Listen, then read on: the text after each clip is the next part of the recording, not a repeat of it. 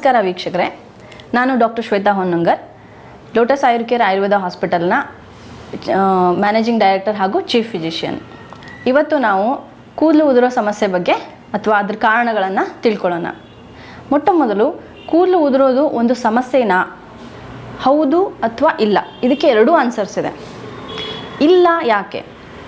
ಕೂದಲು ಸಾಮಾನ್ಯವಾಗಿ ಬರುತ್ತೆ, ಬೆಳೆಯುತ್ತೆ, ಸ್ವಲ್ಪ ದಿನಗಳು ಅಥವಾ ಸ್ವಲ್ಪ ತಿಂಗಳವರೆಗೆ ಇರುತ್ತೆ, ಆಮೇಲೆ ನಿಧಾನವಾಗಿ ಬೀಳುತ್ತೆ. ಇದು ಕೂದಲಿನ ಒಂದು ಸೈಕಲ್, ನಾರ್ಮಲ್ ಸೈಕಲ್ ಅಂತ ಹೇಳ್ತೀವಿ. ಎನಾಗೇನ್, ಕೆಟಾಜೆನ್ ಆ್ಯಂಡ್ ಟೀಲೋಜನ್. ಎನಾಗೇನ್ ಅಂದರೆ ಬೆಳೆಯುತ್ತೆ, ಕೆಟಾಜೆನ್ ಅಂದರೆ ಬೆಳೆದು ಮೆಚೂರ್ ಆಗಿ ನಿಂತ್ಕೊಳ್ಳುತ್ತೆ ಕೆಲವೊಂದು ತಿಂಗಳ ಸಮಯದಲ್ಲಿ. ಟೀಲೋಜನ್ ಅಂದರೆ ಬಿದ್ದು ಹೋಗೋದು, ಏಜ್ ಆಯಿತು ಇನ್ನು ಬಿದ್ದೋಗುತ್ತೆ, ಅದರ ಬುಡದಲ್ಲಿ ಇನ್ನೊಂದು ಹೊಸ ಕೂದಲು ಬರುತ್ತೆ, ಅದಕ್ಕೆ ಮತ್ತೆ ಎನಾಗೇನ್ ಫೇಸ್ ಅಂತಾರೆ. It is A normal cycle. Usually ಇದಕ್ಕೆ 90 to 100 ದಿನಗಳು ನಾರ್ಮಲ್ ಮನುಷ್ಯರಲ್ಲಿ ಅಥವಾ ಹೆಲ್ದಿ ಪರ್ಸನಲ್ಲಿ ಅಂತ ಹೇಳ್ತೀವಿ. ಈಗ ಇಲ್ಲ ಅಂತ ಹೇಳಿದ್ದಕ್ಕೆ ಇದು ಆನ್ಸರು. ಸೊ ಕೂದಲು ಉದುರೋದು ದಿನಕ್ಕೆ 80 to 100 ಕೂದಲು ನಾರ್ಮಲ್ ಅಂತ ಹೇಳ್ತೀವಿ. ನೀವು ತಲೆ ಸ್ನಾನ ಮಾಡಿದ್ರೆ ಕೂಡ ಆಯಿತು, ತಲೆ ಬಾಚ್ಕೊಂಡ್ರೂ ಆಯಿತು, ತಲೆ ಬಾಚ್ಕೊಳ್ಳಿಲ್ಲ ಅಂದರೂ ಆಯಿತು.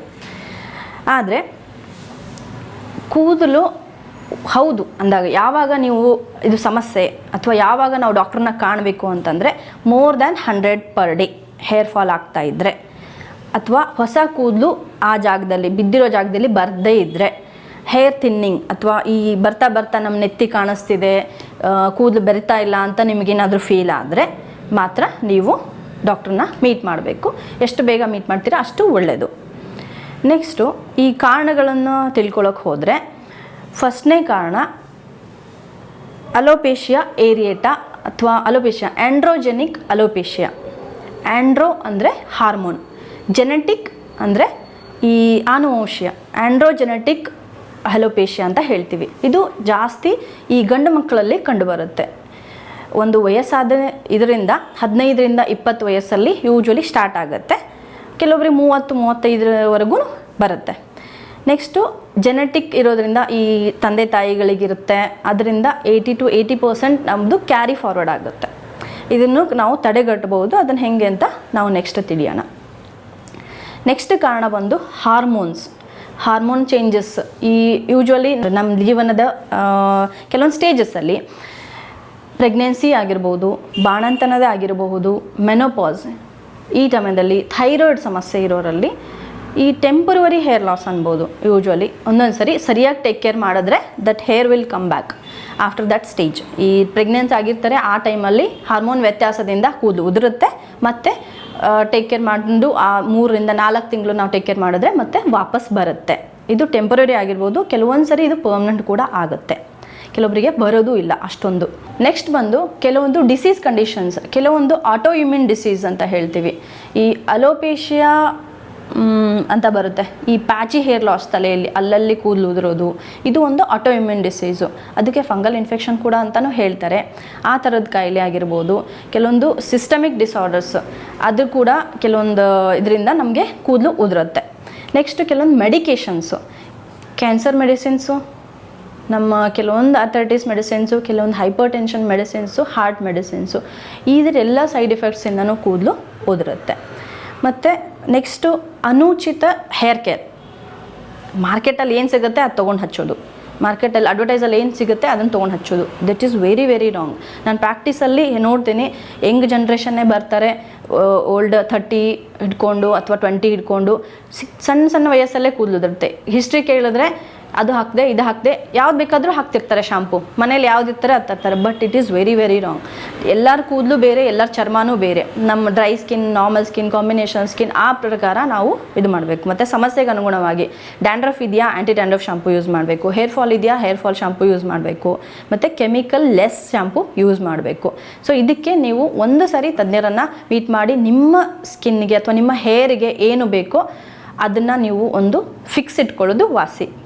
ಮತ್ತು ಕೆಲವೊಬ್ಬರು ನಾನು ಪ್ರಾಕ್ಟೀಸಲ್ಲಿ ನೋಡಿದ್ದೀನಿ, ಸೋಪ್ ಯೂಸ್ ಮಾಡ್ತಾರೆ ತಲೆಗೆ. Soap is not for the hair ತೊಳೆಯೋಕ್ಕೆ ಹೇರ್ ಕ್ಲೆನ್ಸರೇ ಯೂಸ್ ಮಾಡಬೇಕು, ಸೋಪನ್ನು ಬಾಡಿಗೆ ಯೂಸ್ ಮಾಡಬೇಕು. ಕೆಲವೊಂದು ಲೈವ್ ಯೂಸ್ ಮಾಡ್ತಾರೆ, ಕೆಲವೊಬ್ಬರು ವಾಷಿಂಗ್ ಸೋಪ್ ಯೂಸ್ ಮಾಡ್ತಾರೆ. It is very very wrong. ಅದ್ರ ಎಲ್ಲ ನ್ಯಾಚುರಲ್ pH, ನಮ್ಮ ತಲೆಯಲ್ಲಿರೋ ಎಣ್ಣೆ ಅಂಶ ಏನಿರುತ್ತಲ್ಲ ಅದೆಲ್ಲನೂ ಸ್ಟ್ರಿಪ್ ಔಟ್ ಮಾಡುತ್ತೆ. ಆವಾಗ ಹೇರ್ ಅಳ್ಗಾಡಕ್ಕೆ ಶುರು ಆಗುತ್ತೆ, ಸ್ವಲ್ಪ ಮುಟ್ಟಿದ್ರೆ ಪುಲ್ಲಿಂಗ್ ಟೆಸ್ಟ್ ಅಂತ ಹೇಳ್ತೀವಿ, ತಕ್ಷಣ ಬಂದುಬಿಡುತ್ತೆ.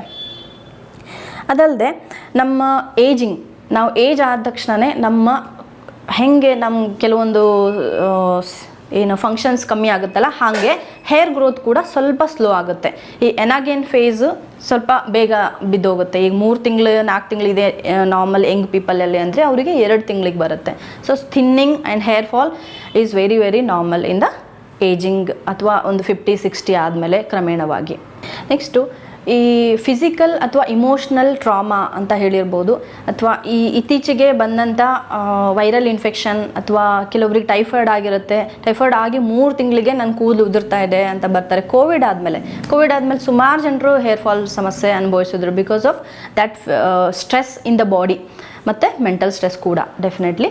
ಇದು ಟೀಲೋಜಮ್ ಎಫ್ಲೂಯಮ್ ಅಂತ ಹೇಳ್ತಾರೆ. ಸಡನ್ನಾಗಿ ಆ ಥರ ಬಾಡಿಗೆ ಸ್ಟ್ರೆಸ್ ಆದಾಗ ಎಲ್ಲ ಹೇರ್ಸು ಟೀಲೋಜನ್ ಫೇಸಿಗೆ ಹೋಗ್ಬಿಡುತ್ತೆ. But it is a temporary phase. ಭಯ ಪಡ್ದೇನೆ ನೀವು ಹೇರ್ ಕೇರ್ ಕಂಟಿನ್ಯೂ ಮಾಡಿ, ಡೆಫಿನೆಟ್ಲಿ ನಿಮ್ಮ ಕೂದಲು ವಾಪಸ್ ಬರುತ್ತೆ. ನೆಕ್ಸ್ಟ್ ಇನ್ನು ಏನು ಮಾಡಬಾರ್ದು, ಲೈಕ್ ಹೇರ್ ಕಲರಿಂಗ್, ಯಾವುದೋ ಸಿಕ್ಕದ hair colouring, hair straightening, chemical treatments, ಇದು ತುಂಬ ಮಾಡಬಾರ್ದು. ಅದರಿಂದ ಈ ಶಾಫ್ಟ್ಗಳಿರುತ್ತಲ್ಲ, ಇದೆಲ್ಲ ಬ್ರೇಕ್ ಆಗಿ ಸ್ಲೋಲಿ ನಮ್ಮ ಹೇರು ಫಾಲ್ ಆಗುತ್ತೆ. ಆಯುರ್ವೇದ ಪ್ರಕಾರ ಏನು ಕಾರಣ ಅಂದರೆ ರೋಮಕೂಪ ಅಂದರೆ ಹೇರ್ ರೂಟ್ ಏನಿರುತ್ತಲ್ಲ, ಅದರಲ್ಲಿ ಹೀಟು ಅಥವಾ ಪಿತ್ತ ಜಾಸ್ತಿ ಆಗಿಬಿಟ್ಟು ಹೇರ್ ಫಾಲ್ ಆಗುತ್ತೆ ಅಂತ ಕ್ಲಾಸಿಕಲಲ್ಲಿ ಹೇಳಿದ್ದಾರೆ. ಇದೆಲ್ಲ ಕಾರಣಗಳ ತಿಳ್ಕೊಂಡ್ವಿ. ಇನ್ನು ನಮಗೆ ಸಮಸ್ಯೆ ಯಾವಾಗ ಅಪ್ರೋಚ್ ಮಾಡಬೇಕು ಅಂತಲೂ ತಿಳ್ಕೊಂಡ್ವಿ. ಸೊ ಯಾವಾಗ ನಿಮಗೆ ಸಮಸ್ಯೆ ಅನಿಸುತ್ತೋ ದಯವಿಟ್ಟು ಆಯುರ್ವೇದ ತಜ್ಞರ ಹತ್ರ ಹೋಗಿ ನೀವು ಏನು ಕಾರಣ ಅಂತ ತಿಳ್ಕೊಂಡ್ರೆ ಟ್ರೀಟ್ಮೆಂಟ್ ಏನು ಈಸಿನೇ, ಟ್ರೀಟ್ಮೆಂಟ್ ಮಾಡಿದ ಹಾಗೇ ಅಂತ ಅನ್ಕೋಬೋದು. ಇಷ್ಟು ಹೇಳಿ ನೀವು ಇದನ್ನೆಲ್ಲ ಸ್ವಲ್ಪ ಲಕ್ಷ್ಯ ಕೊಟ್ಟು ಫಾಲೋ ಮಾಡಿ. ನೆಕ್ಸ್ಟು ನಾವು ಮುಂದಿನ ಒಂದು ಟಾಪಿಕಿಂದ ಮತ್ತೆ ಸಿಗ್ತೇನೆ. ನಮಸ್ಕಾರ.